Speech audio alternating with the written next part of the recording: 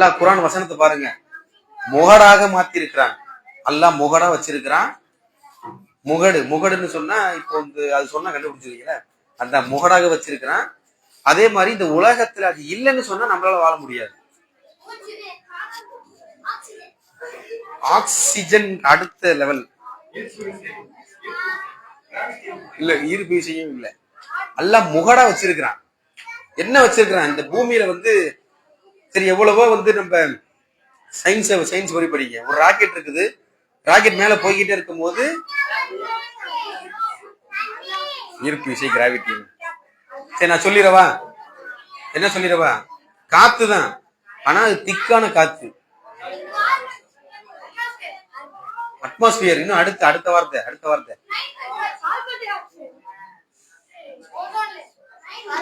Ozone layer. Ozone லேயரை வந்து oxygen வந்து என்ன போடுவோம்? O2 போடுவோம். அதே O3 போட்டா ஓசோன் லேயர். அவ்வளவுதான். அந்த ஓசோன் லேயர் எப்படிப்பட்டது என்று சொன்னால், இந்த உலகத்திற்கு இந்த எரிக்கல்லாம் வருது இல்லையா, நிலாதான் வந்து ஃபுல்லா ஓரளவுக்கு பாதுகாக்குது. அதையும் தாண்டி வரக்கூடிய ஒரு சில பிசுறுகளை வந்து அந்த ஓசோன் படலத்திலேயே எரிஞ்சு சாம்பலா போயிடும், உள்ள வராது. இப்ப இந்த ராக்கெட்டை ஏவி விடுறாங்க இல்லையா, ஏன்னா 32,728 கிலோமீட்டர் விட்டத்துல இருக்கும், வேகமா சுத்திட்டு இருக்கும் பொழுது அந்த வேகத்துக்கு இணங்க ராக்கெட்டை மேல அனுப்புவாங்க. அப்ப அனுப்பும் போது அந்த ஃபியூல் வந்து அவ்வளவு பெரிய டப்பாவா இருக்கும். அந்த டப்பா ஏத்திட்டு கீழே வந்துச்சுன்னு வச்சுங்களேன், இங்க கூட வந்து விழுந்துரும். அது எப்படி விழுவாம இருக்குது? அந்த லேயர், ஓசோன் லேயர் இந்த பூமியை அந்த தீங்கிலிருந்து பாதுகாக்கிறது. அல்லாஹ் தஆலா சொல்லுகிறான், வானத்தை மோடாக்கி இருக்கிறோம் அப்படின்னு அல்லாஹ் தஆலா சொல்லுகிறான். இன்னும் விண்வெளி பாதையை பத்தி அல்லாஹ் சொல்றான். அது ஒரு லைன் மட்டும் முடிச்சிடும். விண்வெளி பாதை அப்படின்னு என்னது?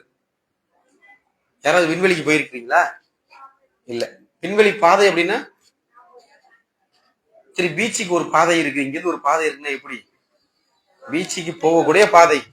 அப்ப விண்வெளி பாதைன்னு சொன்னா ஸ்பேஸ், விண்வெளிக்கு போகக்கூடிய பாதை. அப்ப விண்வெளிக்கு எப்படிங்க போவோம்? ராக்கெட்னால போவோம். எல்லா நேரத்திலையும் ராக்கெட்டை ஏவி விட மாட்டார்கள். பாத்திருக்கீங்களா? எதுக்கு கவுண்டவுன் வைக்கிறாங்க? எதுக்கு கவுண்டவுன் வைக்கிறாங்கன்னு சொன்னா, அதுக்கான விண்வெளி பாதைகள் இருக்கிறது அப்படின்னு அல்லாஹ் தஆலா குர்ஆன்ல சொல்லுகிறான். தெரியுமா நமக்கு? விண்வெளி பாதைகள் இருக்கிறது. அதுல வந்து நம்மளுடைய கிரகங்கள் வந்து நீந்துகின்றன, குறிப்பிட்ட வட்ட வரைக்குள் நீந்தி கொண்டிருக்கிறது. இப்போ வந்து ஒரு 100 வருஷம் கழிச்சு எப்போ அமாவாசை வரும்னு கேட்டா சொல்ல முடியுமா? முடியாது. அவங்களால முடியாது. அதனால முடியும். ஏன்? சரியாக 28 நாள் என்ன செய்ய? அது மறையும், தேய்பிரையாகவும் வளர்பிரையாகவும் நிலாவை வைத்துக் கொண்டு நீங்கள் கணக்கு பண்ணி ஈஸியா சொல்லிடலாம். சரி, இப்ப பூமி கரெக்டா சுத்துது, கரெக்டா 23 அந்த கோணத்துல சுத்துது. ஒரு நாளுக்கு வந்து எவ்வளவு மணி நேரம் வருது? 24 மணி நேரம். லீப் வருஷம் கேள்விப்பட்டிருக்கீங்களா? 29 கணக்கு பண்ணுவாங்க அந்த ஒரு நாள். ஏன்னு சொன்னா 23 ஒரு சொச்சம் வந்துடும். அதுல பூமி சுத்தக்கூடிய அந்த இதுல கொஞ்சம் சொச்சத்தை எல்லாம் சேர்த்து பிப்ரவரி 29 நாளாக அவங்க கணக்கிட்டுருவாங்க. ஏன் கணக்கிடுவாங்கன்னு சொன்னா, அப்பதான் ஒரு நாள் வரும். லீப் இயர்ல எத்தனை நாள் இருக்கும்? 366, 366 நாட்கள் இருக்கும். எத்தனை வருஷத்துக்கு வரும் லீப் இயர்? 4 வருஷமா 5 வருஷமா? அப்போ 4 வருஷத்துல அந்த லீப் இயர் வந்து வருது உங்களுக்கு. ஓகேங்களா? அப்ப என்ன செய்யறான் அல்லாஹ் தஆலா குர்ஆன்ல சொல்லுகிறான், விண்வெளி பாதைகள் இருக்கிறது, அதில் கோளங்கள் வந்து அதற்கு கொடுக்கப்பட்டிருக்கிற வட்ட வரைக்குள் நீந்துகின்றன. வட்ட வரைக்குள் என்னது? நீந்துகின்றன. அது வந்து சூரியனை சுத்தல. சூரியன் வந்து எல்லா கிரகத்தையும் இழுத்துக்கிட்டு, கேலக்சி எஸ் சிம்பிள் பாத்திருக்கீங்களா? சாம்சங் போன்ல பாத்திருக்கீங்களா? ஒரு எஸ் மாதிரி இருக்குமே. ஆரம்பத்துல S2 S3 போன் வந்துச்சு. அதுல வந்து வால்பேப்பர் கொடுத்துருப்பாங்க, ஒரு எஸ் மாதிரி கொடுத்துருப்பாங்க. அது வந்து மில்கி வே. அந்த கேலக்சி பொறுமையாக சுத்துறது, ரொம்ப வேகமாக சுத்துது. அந்த எத்தனையோ லட்சம் கோடி அந்த ஒளியை விட வேகமாக சுத்தி கொண்டிருக்கிறது. ஆனா நமக்கு தெரியல. ஏன்? அந்த ஈர்ப்பு விசையில பூமி நம்மளை பிடிச்சிக்கிட்டு இருக்கு, சூரியனுடைய ஈர்ப்பு விசை பூமியை பிடிச்சிக்கிட்டு இருக்கு. அப்ப அது எப்படி சரியான பாதையில போய்கிட்டு இருக்கிறதுனால தான் நம்மளால அமாவாசையோ இதையோ வந்து கணிச்சு சரியாக எப்ப சூரிய கிரகணம், சந்திர கிரகணம் இதெல்லாம் வரும் என்று சொல்லி நம்மளால இப்பவும் கணித்து சொல்ல முடியும். எதனால? அல்லாஹ் தஆலா கட்டளையிட்டு இருக்கிறான். அதுக்கு வந்து சரியான விண்வெளி பாதைகள் இருக்கிறது. அது தன்னுடைய வட்டவரைக்குள் வந்து சரியாக நீந்தி கொண்டு போய் கொண்டிருக்கிறது அப்படின்னு நல்லா சொல்கிறார். அப்ப நம்மள்ட்ட வந்து ஒரு ஒரு கருப்பு சட்டக்காரனோ மத்த ஆளோ யாரோ வந்து கேட்டா, நீங்கள் இப்ப 4-5 வசனம் சொன்னோம் இல்லையா, இந்த குர்ஆன் வசனங்கள் நம்ம பார்த்தோம். அந்த வசனங்களுக்கு இருக்கிற எக்ஸாம்பிள் 1400 வருஷத்துக்கு முன்னாடியே குர்ஆன்ல சொல்லப்பட்டிருக்குது. அப்ப இந்த ஒரு வசனத்தை நீங்கள் மத்த மக்கள்கிட்ட சொல்றீங்க, ஓகேங்களா? இப்போ ஃபேஸ்புக் யூஸ் பண்ணக்கூடிய ஆள் இல்லாம இல்ல, எல்லாரும் யூஸ் பண்றோம். இன்ஸ்டாகிராம் யூஸ் பண்றோம், ட்விட்டர் யூஸ் பண்றோம், வாட்ஸ்அப் ஸ்டேட்டஸ்ல ஏதாவது ஒன்று பிடிச்சிருந்தா ஒரு லைன் கோட்டை வச்சிடுறோம்.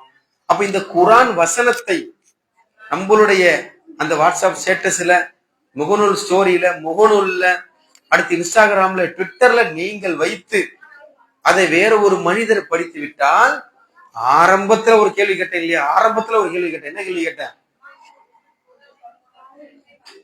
ஒரு மனிதர் மறுமையில போகும் பொழுது அவருடைய நன்மையை முழுவதுமாக அங்க காண்பார். அதை போன்ற ஒரு நன்மை வேணும்னு சொன்னா நீங்க என்ன செய்யணும்? இந்த வசனங்களை மற்ற மக்களுக்கு எத்தி வையுங்கள். அப்ப நமக்கு தெரியாது யாரு படித்து இஸ்லாத்துக்கு வர்றவங்க லவ்ஃபுல் மஃபுல்லா ஆல்ரெடி எழுதப்பட்டுருச்சு. அதுக்கு நம்ம காரணமா இருந்தோம்னு சொன்னா அந்த நன்மைகள் எல்லாம் நமக்கு என்ன செய்வான்? அல்லாஹ் தஆலா நமக்கே எழுதிரும். இதுல இன்னும் ஒரு சிறப்பு என்னன்னு சொன்னா, நம்ம நன்மை செஞ்சா நம்மளுடைய நன்மை மட்டும் கிடைக்கி. இப்ப ஒரு ஆறு இஸ்லாத்துக்கு வந்துட்டாரு, ஒரு 20 வயசு நபர் தர்க்கம் பண்றாரு, கடவுளை காட்டுன்னு சொல்லி நம்ம எக்ஸாம்பிள் சொன்னோம். அந்த புகை எக்ஸாம்பிள், இந்த 1000 வருஷத்துக்கு முன்னாடி இருக்கக்கூடிய அறிவியல் எக்ஸாம்பிள் எல்லாத்தையும் சொல்லி அவர் ஏத்துக்கிட்டு குர்ஆனை படித்து புரிந்து களிமா மொழிந்து வந்துட்டாருன்னு சொன்னா அவர் இருப்பாரா? அவருக்கு மனைவி பிள்ளைகள் வருமா? அவர் அப்பாவா வாரா? அவர் தாத்தாவா வாரா? அவர் கொள்ளு தாத்தா வாங்கிட்டே போவாரா? அப்ப ஒரு வம்சமே முழுவதுமாக அந்த நன்மை யாருக்கு கிடைக்கும்? யார் அந்த ஒரு வசனத்தை எடுத்து சொன்னார்களோ அந்த மக்களுக்கு கிடைக்கும். அவ மறுமையில் அல்லாஹ்வை சந்திக்கும் போது நம்மளுடைய ஒரு நன்மையை மட்டும் சந்திக்காம ஏராளமான நன்மையை சந்திக்கக்கூடிய மக்களாக நம்ம இருப்போமா? இன்ஷா அல்லாஹ் இருக்கக்கூடியதாக என்று கூறி என்னுடைய உரையை முடிக்கிறேன். வாஹிரு நாளில்லாஹி ரப்பில் ஆலமீன். அஸ்ஸலாமு அலைக்கும் வரஹ்மத்துல்லாஹி வபரகாத்துஹு.